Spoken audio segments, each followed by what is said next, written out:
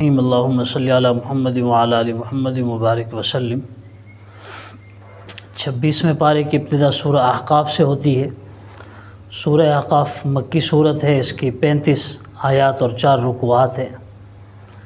قرآن مجید کی جو مکی صورتوں کے تینوں بنیادی عقائد ہیں، توحید، رسالت اور آخرت، اس صورت میں بھی انہی تینوں کا اثبات ہے۔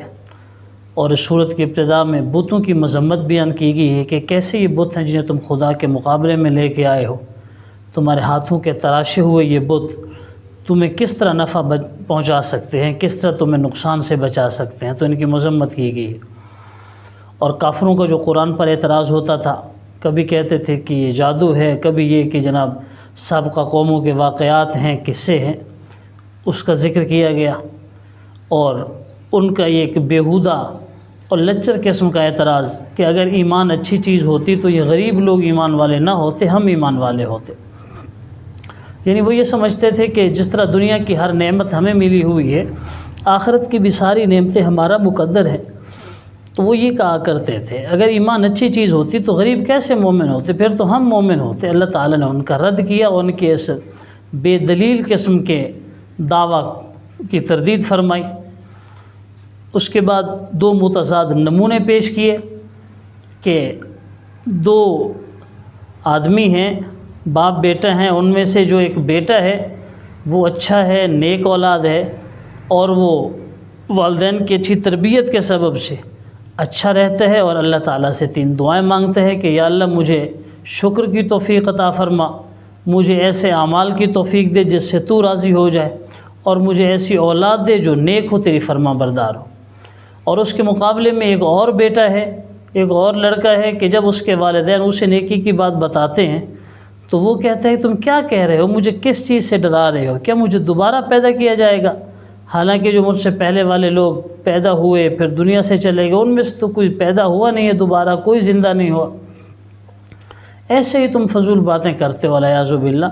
تو یہ 2 نمونے بیان کیے گئے ہیں۔ جو پہلے والے ہیں وہ ایمان والوں کی علامت ہے، یعنی ایمان والے عقائد پر ایمان بھی لاتے ہیں اور اللہ تعالیٰ سے نیکی کی دعا بھی کرتے ہیں، اور جو کافر ہیں وہ نیک اعمال بھی نہیں کرتے اور خواہ مخواہ اعتراض بھی کرتے ہیں، آخرت کا، رسالت کا، توحید کا انکار بھی کرتے رہتے ہیں۔ تو ایمان والوں کی مثال اس اچھے بیٹے جیسی ہے، اور کافروں کی مثال اس دوسرے نمبر والے برے بیٹے جیسی ہے۔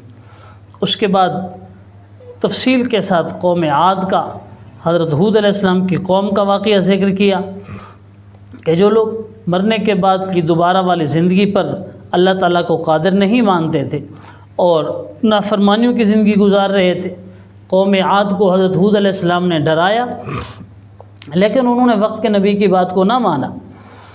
اب اللہ کا عذاب بس آیا ہی چاہتا تھا، لیکن وہ اس سے غافل تھے، بے خبر تھے۔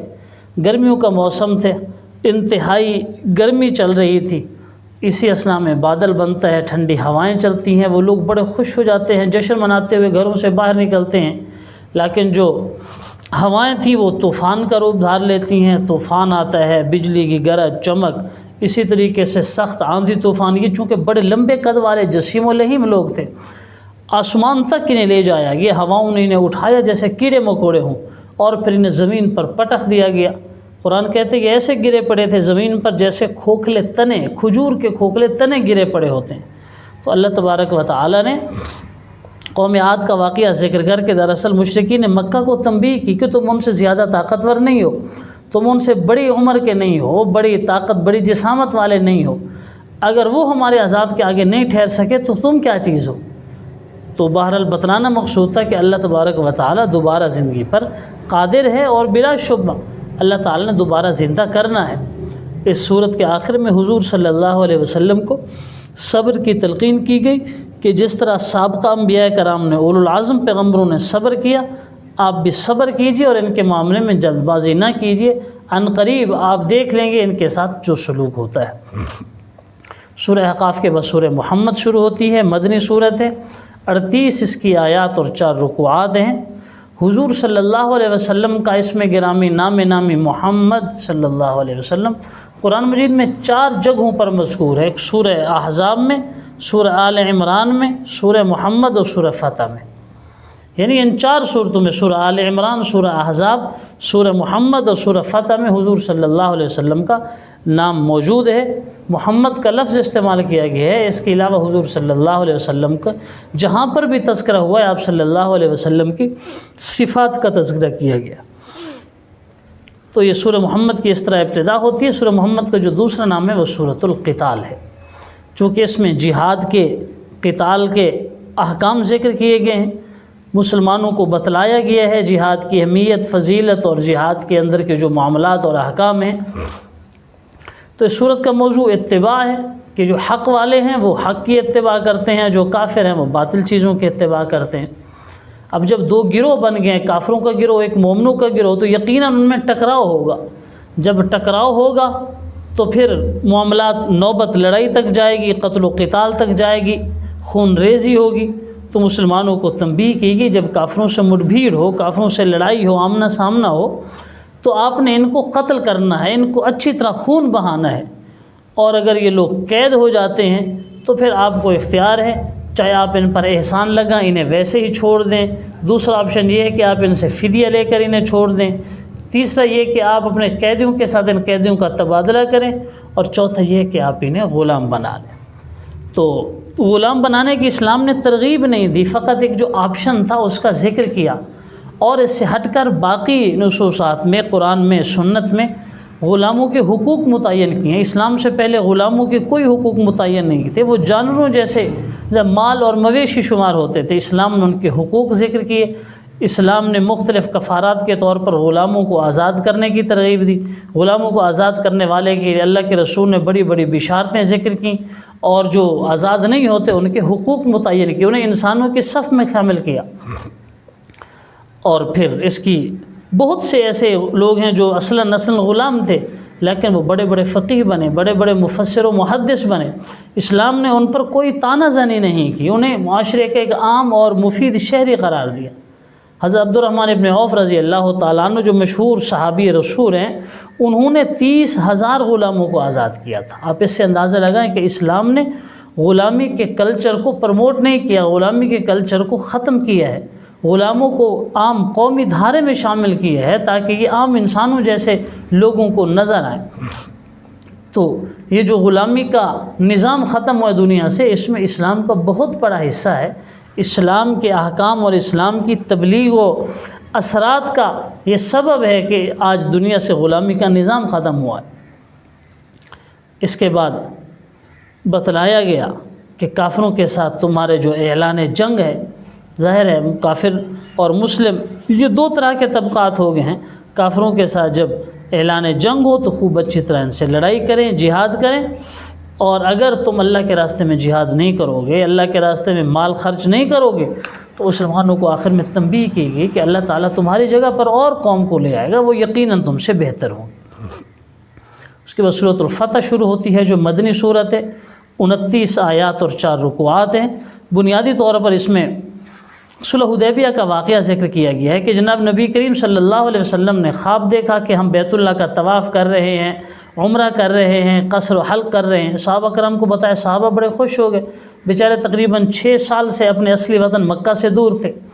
اور صحابہ کے مشورے جی چلیں تیاری کریں، عمرہ کے لیے چلتے ہیں، حالانکہ اللہ کی تقدیر میں یہ چیز ابھی وقت اس کا نہیں آیا تھا۔ صحابہ کرام چل پڑے، راستے میں پتہ چلا کہ کافروں نے تو جنگ کی تیاری کی ہو، یا وہ کسی صورت میں بھی مسلمانوں کو مکہ میں نہیں آنے دیں گے۔ خیر بالآخر مذاکرات ہوئے، سہیل بن عمرو رضی اللہ تعالیٰ عنہ، سہیل بن عمرو آئے اس کے لیے مذاکرات کے لیے، معاہدہ ہوا، اور معاہدے کی جو ظاہری شقیں تھیں، ظاہری جو اس کی شرائط تھیں مسلمانوں کے خلاف تھیں۔ مسلمان بالکل دم گھٹ کے رہ گیا ان کا، اور کسی صورت اس کو قبول کرنے پر تیار نہیں تھے۔ مگر حضور صلی اللہ علیہ وسلم نے فرمایا، اللہ تعالیٰ مجھے بشارت دے رہے ہیں، فتح کی خوشخبری سنا رہے ہیں، اور اللہ کا سورج جن چیزوں پر چمکتا ہے ان ساری چیزوں سے مجھے وہ آیات محبوب ہیں جو اللہ نے سورۃ الفتح کی صورت میں میرے اوپر نازل کی ہیں۔ چنانچہ ظاہراً تو مسلمانوں کو شکست ہوئی، مسلمانوں کو واپس آنا پڑا، لیکن حقیقت یہ تھی کہ یہ واپسی مسلمانوں کی فتح کا پیش خیمہ ثابت ہوئی کہ جو 1400-1500 لوگ آئے تھے اور اللہ نے انہیں جنت کی بشارت دی تھی۔ حضرت عثمان رضی اللہ تعالیٰ عنہ کے جب قتل کا یہ سازش یا اس کی افواہ ایسے اڑائی گئی کہ عثمان شہید کر دیے گئے تو حضور صلی اللہ علیہ وسلم نے صحابہ سے بیعت لی. 1400 یا 1500 صحابہ تھے کہ جب تک ہم خون عثمان کا بدلہ نہیں لیں گے ہم واپس نہیں جائیں گے. اللہ نے ان سب سے اپنی رضا کا اعلان کیا، وعدہ کیا اور اپنی خوشنودی بتلائی. تو اب جب حدیبیہ میں یہ لوگ گئے تھے تو 1500 لوگ تھے، مگر 1.5 سال کے بعد، 1.25 سال کے بعد جب مسلمانوں نے مکہ فتح کیا، چونکہ اس معاہدے کی وجہ سے جنگوں کا سلسلہ ختم ہو گیا تھا، حضور صلی اللہ علیہ وسلم نے جزیرۃ العرب سے باہر کے بادشاہوں کو خطوط لکھنا شروع کر دیا. یہ سفارتکاری کا نظام شروع ہو گیا. اسی طریقے سے لوگ بلا دھڑک آتے جاتے، تجارت ہوتی، لوگ مسلمانوں کے اعمال سے واقف ہوئے، مسلمانوں کی دیانتداری سے متاثر ہوئے، مسلمانوں کے مضبوط ایمان اور مسلمانوں کے صاف شفاف نظام کو قریب سے دیکھا. چنانچہ 1.5-2 سال کے بعد جب مسلمان مکہ فتح کرنے کے لیے گئے تو جو تعداد 1.5 سال پہلے 1,500 تھی وہ تعداد بڑھ کے 10,000 ہو چکی تھی. تو اللہ تبارک و تعالی نے اس طرح مسلمانوں کو فتح کے بارے میں بتلایا. اس کے علاوہ سورۃ الفتح کے جو عام موضوعات ہیں بتلایا گیا کہ 2 گروہ ہیں، ایک گروہ اہل ایمان کا ہے اور ایک گروہ منافقین کا ہے. کہ جب مسلمان صلح حدیبیہ کے موقع پر عمرہ کی نیت سے تشریف لے گئے تو جو منافق تھے وہ پیچھے رہ گئے. ان کے ذہنوں میں یہ تھا مسلمان بچ کے نہیں آئیں گے، مکہ والے نے بالکل نہیں چھوڑیں گے. مگر اللہ تبارک و تعالی نے نصرت فرمائی اور حضور صلی اللہ علیہ وسلم کو بتلا دیا کہ اے پیغمبر جب آپ واپس تشریف لے جائیں گے تو یہ کافر ایسے جھوٹے عذر لے کے آپ کے پاس آئیں گے. چنانچہ ایسا ہی ہوا. اس کے بعد اس صورت کے آخر میں 3 امور کا تذکرہ کیا گیا کہ 3 امور کہ محمد صلی اللہ علیہ وسلم اللہ کے رسول ہیں اور یہ جو صحابہ کرام ہیں یہ کافروں پر بڑے سخت ہیں مگر آپس میں بڑے رحم دل ہیں. اور تیسرا یہ کہ اللہ تعالیٰ نے ان کی مغفرت کا اور اجر عظیم کا وعدہ فرمایا ہے. سورۃ الحجرات اس کے بعد شروع ہوتی ہے جو مدنی صورت ہے. 18 اس کے رکوع اور 18 اس کی آیات اور اس کے 2 رکوعات ہیں. اس صورت کا دوسرا نام سورۃ الاخلاق والآداب ہے. سورۃ الاخلاق والآداب ہے. مسلمانوں کو معاشرت کے آداب سکھائے گئے ہیں اور اس صورت کی جو ابتدا ہوتی ہے کہ اللہ اور اس کے رسول کے حکم اور اپنی رائے کو دیکھو. اللہ اور اس کے رسول کا جب حکم آ جائے تو اپنی رائے مسلط نہ کرو، اپنی رائے پہلے پیش نہ کرو جب تک اللہ اور اس کے رسول کا حکم آ نہیں جاتا، اپنا فیصلہ نہ کیا کرو. اور پھر ایمان والوں کو تنبیہ کی گئی کہ پیغمبر کی آواز کے سامنے اپنی آوازوں کو پست کر لیا کرو. یہ پیغمبر کا ادب ہے، پیغمبر کی مسجد کا، پیغمبر کے شہر کا، پیغمبر کی تعلیمات کا، پیغمبر صلی اللہ علیہ وسلم کی جہاں بات ہو رہی ہے ہر اس مجلس کا ادب ہے کہ جہاں پیغمبر کی بات ہو رہی ہے وہاں اپنی آوازوں کو پست رکھا کرو. اتنی اونچی آواز میں نہ بولا کرو پیغمبر کے سامنے جیسے آپس میں ایک دوسرے سے کلام کرتے ہو. اور اس کا نقصان کیا ہوگا؟ اللہ تعالیٰ نے صحابہ کو تنبیہ کی اگر تم اس طرح پیغمبر سے اونچی آواز میں بات کرتے رہو گے تو تمہارے اعمال ضائع ہو جائیں گے اور تمہیں پتہ بھی نہیں چلے گا. اس کے بعد معاشرت کے آداب سکھاتے ہوئے بتلایا کہ بلا تحقیق کوئی بات نہ مان لیا کرو. جب آپ کے پاس کوئی فاسق آدمی یا کوئی ایسے ان نون پرسن کوئی خبر لے کے آئے تو خواہ مخواہ اس کو مان نہ لیا کرو بلکہ اس کی اچھی طرح تحقیق کر لیا کرو. اپنی زمینی حقائق کو دیکھ کر، ماحول کو دیکھ کر یا پھر دوسرے دلائل و تحقیقات کو سامنے رکھ کر دیکھا کرو آیا یہ چیز واقعتاً ممکن ہے یا نہیں ہے. ہر سنی سنائی بات سچی نہیں ہوتی، چیز آئے کہ اس پر یقین رکھیں یا اس کو پھر آگے پھیلانا شروع کر دیں. صحابہ کرام رضوان اللہ علیہم اجمعین جو حضور علیہ الصلوۃ والسلام کے سچے غلام تھے، آپ کا بے انتہا ادب کرنے والے تھے، ان کی تعریف کی اللہ نے کہ اللہ نے ان کے دلوں میں ایمان کو رچا بسا دیا ہے، ان کے دلوں میں ایمان راسخ ہو گیا ہے، خوبصورتی کے ساتھ اللہ نے ایمان سجا دیا ہے اور ان کی طبیعتیں ایسی بنا رہی ہیں کہ صحابہ کرام کو کفر سے، نافرمانیوں سے، گناہوں سے طبی طور پر وحشت ہوتی ہے. صحابہ کرام کی طبیعت گناہوں کی طرف جاتی ہی نہیں ہے. گو وہ ہستیاں معصوم نہیں تھیں، صحابہ کرام معصوم نہیں تھے، معصوم فقط اللہ کے نبی ہوا کرتے ہیں، لیکن صحابہ کرام محفوظ تھے. ان سے اگر کوئی گناہ ہوا بھی ہے تو اللہ نے ان کا معاملہ دنیا میں ہی صاف کر کے انہیں پاکیزہ حالت میں اپنے پاس بلایا. صحابہ کرام کی کیفیت یہ تھی کہ انہیں گناہوں سے طبی توحش تھا، فطری طور پر انہیں نفرت ہو گئی تھی گناہوں سے. اسی لیے اللہ تعالیٰ نے ان لوگوں کی تعریف کی کہ میں نے ان کے دلوں کے تقوی کا امتحان لیا اور میں نتیجہ یہ سناتا ہوں کہ ان صحابہ کے لیے مغفرت ہے اور اجر عظیم کا وعدہ ہے. اب بتلایا گیا کہ اگر کبھی مسلمانوں میں لڑائی ہو جائے، مسلمانوں کے 2 گروہ بن جائیں تو کسی کا حصہ بننے کی بجائے بہتر ہے کہ ان کے آپس میں صلح کرا لیا کرو اور اگر مجبوری بھی ہو تو مظلوم کا ساتھ دیا کرو. اور اس کے بعد جو 6 معاشرتی برائیاں ہیں جن کی وجہ سے معاشرہ لڑائی جھگڑے کی طرف، خون ریزی کی طرف جاتا ہے، مسلمان کا دشمن بنتا ہے، ان معاشرتی خامیوں کی نشاندہی کی کہ ان سے بچو۔ کسی کا مذاق اور استہزاء نہ اڑائے، کسی کے عیب نہ ڈھونڈو، کسی کے عیب نہ لگاؤ، کسی کو برے لقب سے نہ پکارو، بدگمانی سے بچو کیونکہ بدگمانی بہت بڑا جھوٹ اور گناہ ہے، کسی کے رازوں کی ٹوہ میں نہ لگے رہو، اور غیبت نہ کرو۔ غیبت بہت بڑا گناہ اور اپنے سگے مردہ بھائی کا گوشت کھانے کے مترادف ہے۔ اب انسان یہ گناہ کیوں کرتا ہے؟ کیونکہ اس کے اندر غرور و تکبر ہوتا ہے، فخر ہوتا ہے۔ اس کا علاج بتلایا کہ ہم نے تو تمہاری جو قومیں قبیلے بنائی ہیں یہ فقط تعارف کے لیے بنائی ہیں، اصل تو یہ ہے کہ تم سب آدم کی اولاد ہو، مٹی سے پیدا ہوئے ہو، ایک مذکر ایک مؤنث سے پیدا ہوئے ہو، تم کس چیز پر فخر کرتے ہو؟ ہاں، فخر کا ایک اور پیمانہ مقرر ہے۔ فخر اس چیز پر کیا جا سکتا ہے کہ اگر آپ کی نیکی زیادہ ہے، اگر آپ کے دل میں تقویٰ ہے، خدا کا خوف ہے، اللہ رسول کی معرفت ہے، نیکی کے راستے پہ چل رہے ہو، جنتی راستے پہ چل رہے ہو، پھر تمہیں فخر کرنا چاہیے۔ فخر بھی وہی مانا کہ دوسرے کا استہزاء نہیں اڑانا، بلکہ اپنی خوشبختی سمجھنی چاہیے اس کو۔ اللہ کے ہاں مرتبہ مقام اسی کا زیادہ ہے جو متقی زیادہ ہے، اور بتلایا کہ اللہ تعالیٰ کو ظاہری ایمان نہیں چاہیے، اللہ کو تمہارے دل کا ایمان چاہیے۔ سورہ قاف شروع ہوتی ہے جو مکی صورت ہے، 45 آیات اور 4 رکوعات ہیں۔ اس کی ابتدا میں بتلایا گیا کہ یہ 2 چیزوں پر بڑا تعجب کر رہے ہیں۔ پہلا تو یہ کہ ہمیں دوبارہ کیسے پیدا کیا جائے گا، مٹی میں مل گئے، ریزہ ہو جائے، سب کچھ فنا ہو گیا، ہڈیاں بوسیدہ ہو گئیں، ہمیں دوبارہ کیسے پیدا کیا جائے گا۔ اور دوسرا اس بات پہ تعجب کر رہے ہیں کہ ہم میں سے کیوں نبی آ گیا۔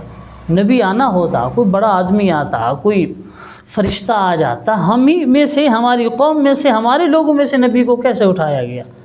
اللہ تبارک و تعالیٰ ان کے اس چیز کو دور کر رہے ہیں کہ یہ وہ اعتراض ہیں جو آپ سے پہلے قوم نوح نے، قوم سمود، قوم عاد، قوم لوط، قوم فرعون، قوم شعیب، ان لوگوں نے بھی اعتراضات کیے تھے، انہوں نے بھی تکذیب کی، بالآخر ہلاکت میں جا پڑے۔ تم بھی اگر قرآن کی تکذیب کرو گے، رسالت کی تکذیب کرو گے، آخرت اور توحید کا انکار کرو گے تو یقیناً ہلاکت تمہارا مقدر بن جائے گی۔ اگلی آیات میں بتلایا گیا کہ انسان جو لفظ بولتا ہے، جو کچھ کرتا ہے، دل میں جو خیال لاتا ہے، ہمارے نگران فرشتے موجود ہیں، ان کے اعمال کا ڈیٹا جمع کر رہے ہیں، ان کو لکھ رہے ہیں، پھر آخرت میں یہ چیزیں جمع ہوں گی اور فرشتوں کا یہ حساب کتاب سامنے رکھا جائے گا، تو اس کے مطابق پھر جزا سزا ہوگی، انسان کو اچھائی کا اچھا بدلہ اور برائی کا برا بدلہ دیا جائے گا۔ البتہ حضور صلی اللہ علیہ وسلم کو صبر کی تلقین کی گئی، اور ساتھ یہ بھی کہ آپ اللہ کی حمد و ثنا میں لگے رہیں، صبح شام تسبیح و تحمید میں لگے رہیں، ان جاہلوں سے، ان کافروں سے اعراض کریں۔ سورہ زاریات شروع ہوتی ہے، مکی صورت، جس کی 60 آیات اور 3 رکوعات ہیں۔ اس میں 4 قسم کی ہواؤں کی قسم کھائی گئی کہ انصاف کا دن ضرور آئے گا، ایک دن آئے گا جس میں انصاف ہوگا، مظلوم کو اس کا حق ملے گا، ظالم کو اس کی سزا ملے گی، اور جو متقی لوگ ہیں ان کا اچھا انجام ہے۔ اعمال بھی ان کے بڑے اچھے ہیں، تھوڑا سوتے ہیں، استغفار کرتے ہیں، صبح کے وقت اللہ کے راستے میں مال خرچ کرتے ہیں، محروموں کو دیتے ہیں، سائلین کو دیتے ہیں۔ پھر اللہ نے اپنی قدرت کے دلائل ذکر کیے کہ میں نے زمین بنائی، میں نے آسمان بنایا۔ زمین میں انسان غور و فکر کرے، اللہ کی نشانی ہے، انسان اپنی ذات میں غور و فکر کرے تو انسان اللہ تک پہنچ سکتا ہے، اور اس کا جو رزق آسمانوں سے آتا ہے اس میں بھی انسان کے لیے بڑی نشانی ہے۔ اور آخر میں ان مہمان فرشتوں کا ذکر جو حضرت ابراہیم علیہ السلام کے پاس آئے تھے، انہیں بیٹے کی خوشخبری دی، اور ابراہیم علیہ السلام نے خوشی کا اظہار فرمایا اور مہمان نوازی کے طور پر ایک بچڑا تیار کیا ان کی خوراک کے لیے اور انہیں دیا، مگر انہوں نے کھانے سے انکار کر دیا، ہم تو فرشتے، ہم کھانے پینے سے پاک ہیں۔ اللہ تعالیٰ عمل کی توفیق عطا فرمائے۔